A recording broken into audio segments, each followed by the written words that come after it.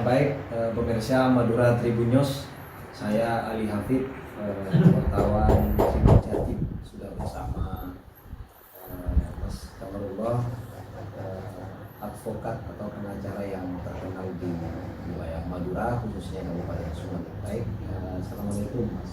Waalaikumsalam. Gimana kabarnya, sehat? Alhamdulillah sehat.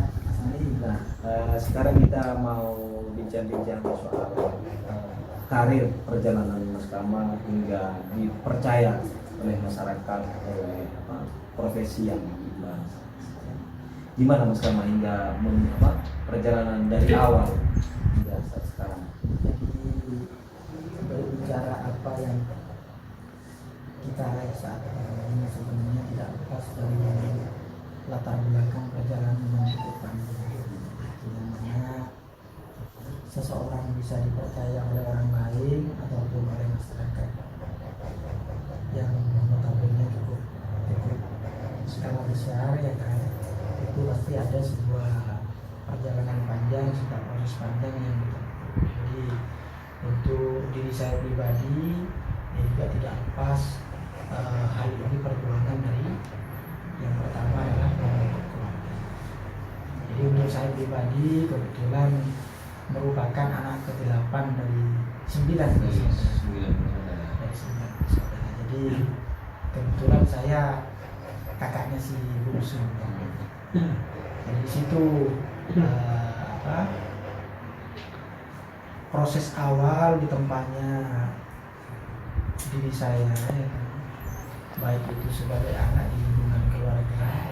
Di situ yang pada waktu saya masih kecil itu kondisi yang tidak seperti ini. Kondisi keluarga kebetulan orang tua itu dalam kondisi ekonomi yang kebetulan sedikit ada ujian lah, musibah, sehingga ada dalam posisi bisa dikatakan ya keluarga minus lah, ya kan, ada dalam posisi yang keluarga minus. Tapi alhamdulillah perjalanan waktu, ya kan, walaupun dalam kondisi yang seperti itu, ya motivasi orang tua itu memberikan kebebasan seluas-luasnya kepada kami bersaudara untuk menimba atau mencari ilmu kemanapun, guru yang bisa kita dapat, baik itu dalam konteks pendidikan formal, ya kan, ataupun pendidikan non formal, dalam artian ya pendidikan agama ataupun pendidikan yang ditempuh secara berjenjang. Jadi kita diberikan kebebasan seluas-luasnya dan diizinkan serta diridhoi oleh kedua orang tua untuk menimba ilmu tersebut sampai pada proses SD, SMP, SMA, sampai pada perguruan tinggi, walaupun tidak langsung. Jadi dari SD, SMP, SMA saya masih berproses nganggur lah, sambil bantu kedua orang tua itu tidak langsung kuliah. Ada kendala apa? Ya kendala di pembiayaan. Jadi tidak langsung seketika kuliah, karena untuk makan sehari-hari aja itu dulu bisa dikatakan agak susah. Cuma tidak semua orang tahu di situ, karena kita walaupun dalam kondisi minus itu tidak pernah istilahnya mengeluh ataupun bercerita kepada orang lain, tidak pernah kita. Jadi apapun yang kita miliki ya kita itu syukuri sebenarnya. Dan alhamdulillah mulai sejak SD, SMP, SMA untuk saya pribadi, ya kan, alhamdulillah itu selalu walaupun sedikit itu memberikan kontribusi prestasi buat lembaga yang saya mulai SD dulu juga pernah memberikan trofi ataupun piagam penghargaan ke sekolah. Ada di situ kebetulan prestasinya di bidang pencaksilat dan catur. Pencaksilat dan catur. Siap. Di bangku SMP juga sama, pencaksilat dan catur. Pencaksilatnya apa? Dulu Porda tingkat kabupaten. Pekan olahraga daerah dulu kan cukup bergengsi di Kabupaten Sumeneb. Untuk catur ya kalau untuk lingkup Kabupaten Sumeneb pasti bisa bersaing. Cuma karena sistem percasi di Kabupaten Sumeneb itu lebih banyak didominasi oleh kerabat dekat, ya kan, sehingga pada waktu kompetisi ke luar Kabupaten Sumeneb itu kan anggap saja lah dipilih oleh internal. Kayak kami tidak untuk itu. Di bangku SMP juga sama, kita ada sumbangsi di situ berupa prestasi Ya sama trofi juga. Kita menyumbang di situ. SMA-nya pun juga sama, pencak silat dan catur juga kebetulan. Selain itu hobi lain itu bulu tangkis. Bulu tangkis ya. Sejak SMP kelas 3 gitu. Ya alhamdulillah pernah juara 1 ya, tapi tingkat SIM, tingkat desa, futsal tingkat desa juga. Jadi di situ. Setelah itu lulus SMA, waktu itu kita juga dapat beasiswa di waktu SMA itu. Dapat uang pembinaan waktu itu kurang lebih tiap bulan 100.000 dulu, tapi uang dulu ya. Lumayan sih, tiap bulan 100.000 selama 1 tahun. Diambilnya di Bank Jatim.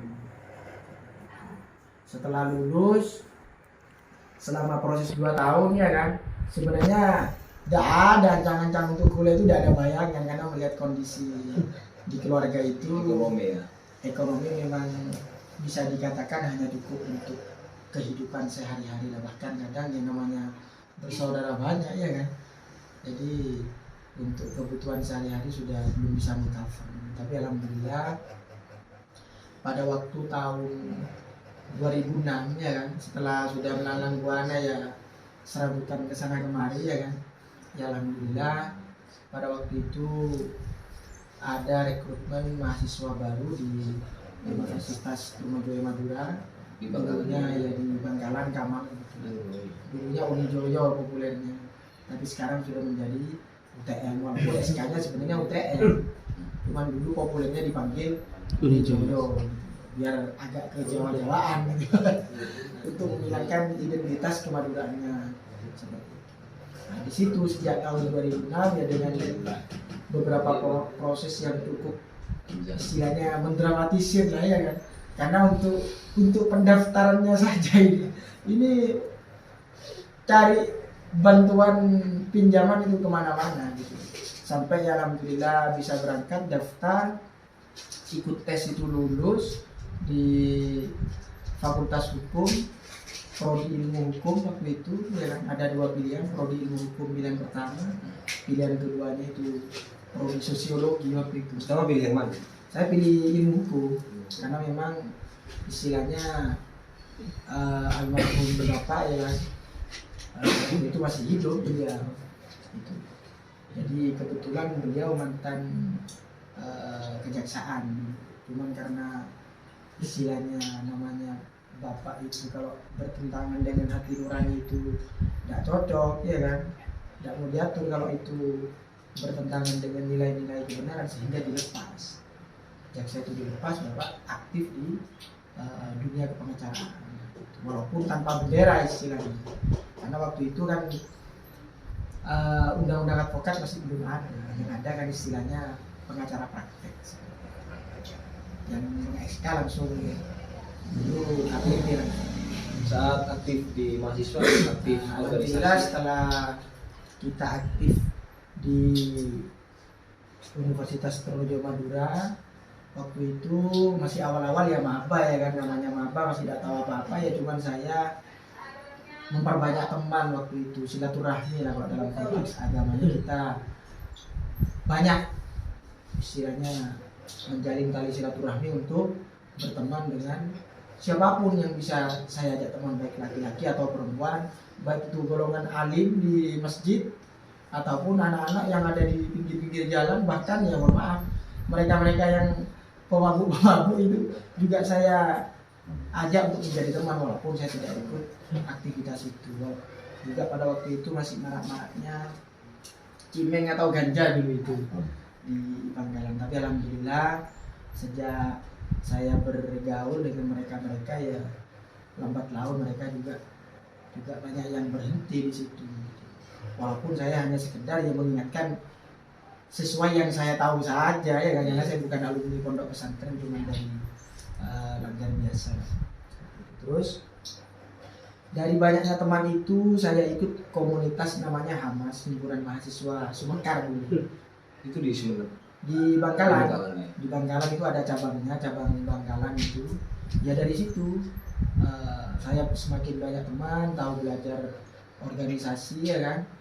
Pas dapat sekitar 2 bulan di situ direkrut, kebetulan ikut organisasi ekstra itu, Pergerakan Mahasiswa Islam Indonesia dulu, PMI. Kebetulan ada nama diklat ya, namanya tidak tahu itu namanya, awal tidak tahu kayak itu apa ini kan, yang penting ikut dulu ya kan, ikut karena yang ngajak memang orangnya waktu itu apa ya, kepribadiannya bagus memang, karena memang bagian apa ya istilahnya marbot masjid ya, Ervandi waktu itu, saudara Ervandi Asal Sumeneb juga. asal Sumeneb. Di situ kita belajar bersama, kebetulan karena diklatnya di Malang waktu itu dibayari senior ya senang lah ya kan, tidak pernah jalan-jalan kemana-mana. Waktu itu diajak diklat ke Malang, namanya Mapaba Kobra dulu, Masyarakat Trunojoyo dan Brawijaya. Gabung sama mereka, kebetulan banyak mahasiswa-mahasiswa dari Jawa dan luar Jawa. Ada sekitar kurang lebih 100 peserta waktu itu. Ya makan semua ditanggung, namanya ikut sudah ditanggung ya kan. Naik kereta ke sana ya. Alhamdulillah di situ ya ditempa, namanya tidak tahu, tidak tahunya di sana wah siang malam digempur ya kan, digembleng dan digempur itu, diberikan beberapa banyak pemahaman, pengetahuan yang selama ini di bangku sekolah SD sampai SMA itu kita tidak pernah dapat. Ya di situ saya coba serius, ya kan, serius terus belajar, soal itu senior sampai ada beberapa kompetisi karya tulis ilmiah ya kan, LKTI dulu. Jadi saya juga ikut, ya alhamdulillah selalu tidak dapat dulu, selalu kalah ya kan, karena memang awal-awal itu tidak tahu apa-apa ya. Dari situ saya terus belajar dan belajar sehingga pernah mendapatkan prestasi dulu di Danai oleh Dikti ya kan, lolos di Peksiminas level nasional. Apa itu? Ya karya tulis ilmiah, judulnya kebetulan tentang pembebasan lahan di wilayah Suramadu berdasarkan Perpres tahun 2006. Jadi itu asal muasal saya mulai dikenal, walaupun berkelompok. Di situ ada senior saya, sahabat Ervandi, saya sendiri, dan sahabat Saihuddin, adik-adik tingkat saya bertiga. Alhamdulillah kita lolos di Danai Dikti waktu itu kurang lebih sekitar 10 juta uang dulu. Waktu mahasiswa 10 juta kan Banyak. luar biasa ya kan. Ya alhamdulillah kita tambah semangat ya kan. Awalnya ikut tidak pernah dapat lebih 3 kali tidak dapat. Gagal terus, alhamdulillah di kompetisi yang ketiga itu lolos di Danai. Di situ kita juga akses beberapa beasiswa yang bisa menjadi penyambung hidup ya kan, karena waktu semester 1 semester 2 itu ya dikirim, cuman tersendat-sendat ya kan, karena sudah memikirkan kondisi keluarga sudah tidak mungkin. Jadi ya alhamdulillah menanamkan kepada diri saya sendiri, untuk saya pasti bisa hidup di daerah orang ya. Semenjak semester 2 ke atas kita sudah tidak pernah minta kiriman orang tua. Alhamdulillah dapat beasiswa, program dosen, dapat beasiswa ya. Maaf Baik. saya potong. Apa hingga sekarang dikenal dan dipercaya banyak orang di masyarakat untuk mengawal beberapa kasus sukses. Itu gimana, Bang? Awalnya di sana. Jadi proses kita itu dikenal dan dipercaya karena beberapa prestasi yang kita torehkan pada waktu di bangku kuliah.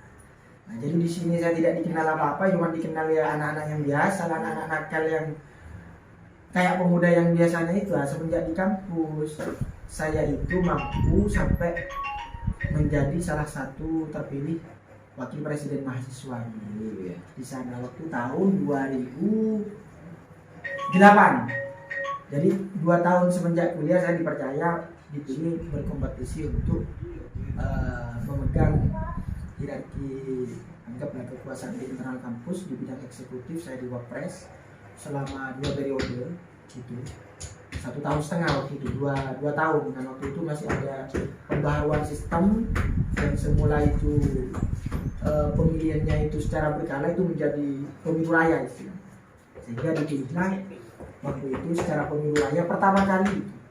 Pemilu raya alhamdulillah saya terpilih menjadi wakil presiden mahasiswa. Presiden mahasiswanya ya teman seperjuangan itu, sama-sama petugas masjid kita gitu. Iya, dia jadi presmanya, saya jadi wakil presiden. sampai ya alhamdulillah banyak prestasi yang kita dapat di situ, ya kan. Sampai periode berikutnya saya terpilih menjadi presiden mahasiswa. Di situ asal muasal jenjang karir prestasi saya sehingga bisa dikenal di level Bangkalan sampai menjadi majelis pembina di sana, pembina organisasi kemahasiswaan di internal kampus ataupun di luar kampus, sehingga dikenal oleh masyarakat Sumeneb, khususnya para kalangan pemuda, termasuk para sesepuh-sesepuh di tetangga-tetangga itu kan pada heran kok bisa ya kan. Bahkan yang senang gitu, iya, bahagia gitu. Istilahnya anak yang terkenal nakal ya kan, yang di situ anggap saja tidak pernah ada prestasi apapun yang didapat sepengetahuan mereka, walaupun di jenjang SD itu kita mesti memberikan sebuah prestasi. Di sana alhamdulillah oleh anak-anaknya tetangga kan yang banyak kuliah di sana itu heran ya kan, kok bisa seorang Kamarullah yang dulunya seperti itu bisa memegang kendali dari Wapres sampai dipercaya menjadi presiden mahasiswa, mengalahkan senior-senior yang sudah anggap saja pelaku organisasi yang tidak diragukan lagi, prestasinya juga di sana gitu.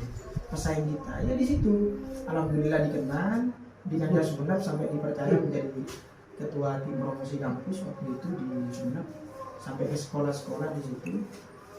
Nah, dari sana kita itu banyak relasi-relasi, baik itu family ataupun dari pihak-pihak sekolah ya kan, sampai para tetangga-tetangga, sampai saya lulus tahu para dosen ataupun pimpinan itu kalau saya itu lulus seleksi waktu itu saya termuda se-Indonesia. Setelah lulus ya kan, dinobatkan sebagai wisudawan teladan waktu itu baik di tingkat fakultas ataupun universitas.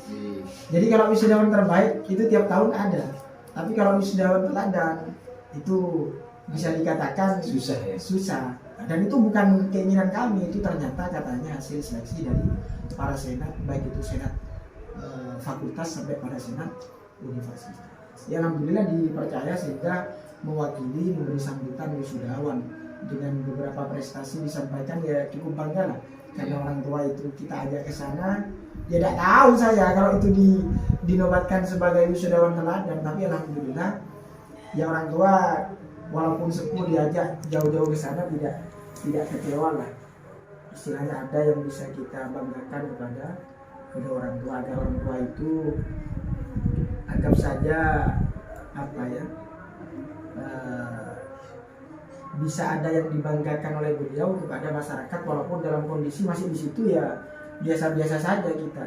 Jadi yang lain itu minta kiriman, untuk kami ya alhamdulillah bisa berbagi di keluarga gitu dari apa-apa yang kita dapatkan, walaupun hanya sekedarnya saja yang namanya masih tingkat mahasiswa yang bisa kita berikan ya seperti itu gitu. Sampai kenapa kita itu memilih profesi advokat, karena kebetulan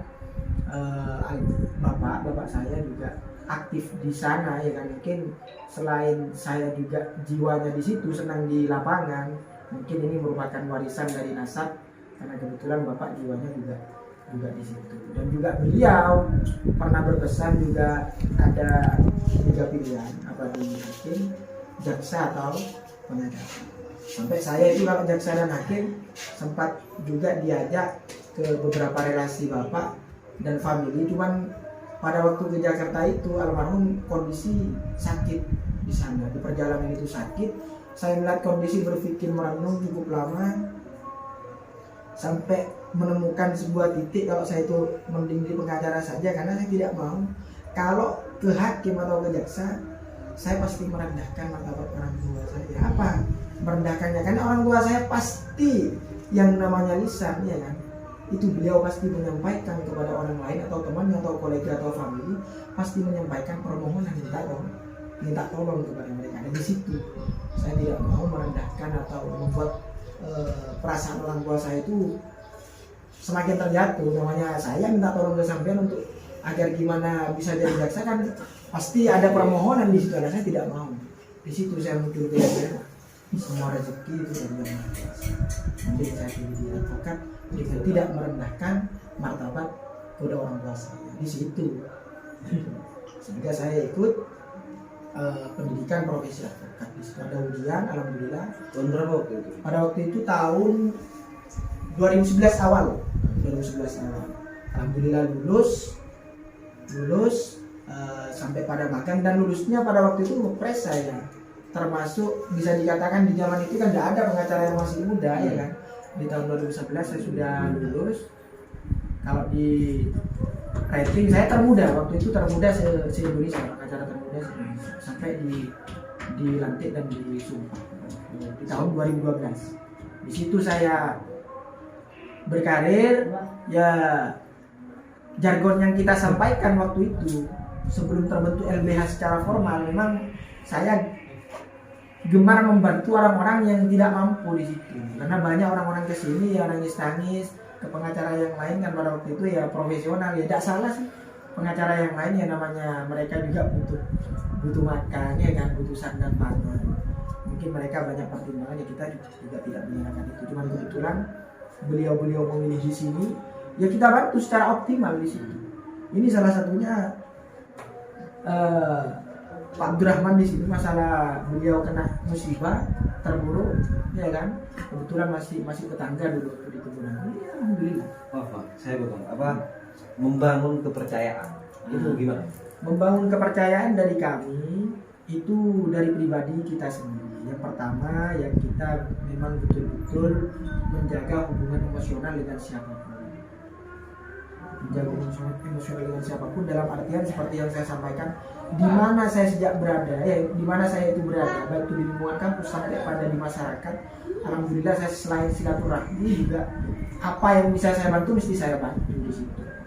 Dan kita bantunya juga total di situ. Baik itu orang tidak yang setengah-setengah. Iya, baik itu yang mampu atau tidak mampu, saya bantu semaksimal itu. Lebih-lebih yang tidak mampu di situ. Dan alhamdulillah kebetulan bisa dikatakan mayoritas berhasil di waktu itu, sehingga di situ mungkin beliau-beliau yang pernah dibantu mungkin banyak bercerita ke kerabat-kerabatnya gitu, dan termasuk dari beliau-beliau dosen ataupun pimpinan di Universitas Madura, kerabatnya yang ada masalah itu milih saya gitu. Dan alhamdulillah beliau-beliau itu rata-rata sampai detik ini tidak ada yang tidak berhasil gitu. Kebetulan Bang, selama ini kan dipercaya nih banyak orang mengawal banyak kasus, pernah ada kendala atau ancaman? Kalau berbicara masalah kendala dan ancaman, namanya perjalanan hidup dan apalagi di dunia advokat itu pasti ada. Bahkan di sini dulu kita pernah pegang perkara dari salah satu pimpinan partai, bahkan salah satu anggota dewan, ketua partai dan anggota dewan yang tidak perlu saya sebutkan di situ, itu masalah penipuan penggelapan waktu itu. Di sini kita bukan hanya pengancaman, bahkan belater-belater se-Kabupaten Sumedang bergiliran datang untuk saya itu dan kakak saya kebetulan tidak memegang perkara itu. Kalau memegang ya tanggung sendiri akibatnya. Tapi namanya kita pegang betul-betul korban ya kita tetap maju, pantang mundur di situ. Urusan maaf, urusan celaka dan selamatnya manusia ya kan. Tidak ada yang bisa memberikan manfaat dan mudarat keyakinan kami kecuali yang Maha Kuasa.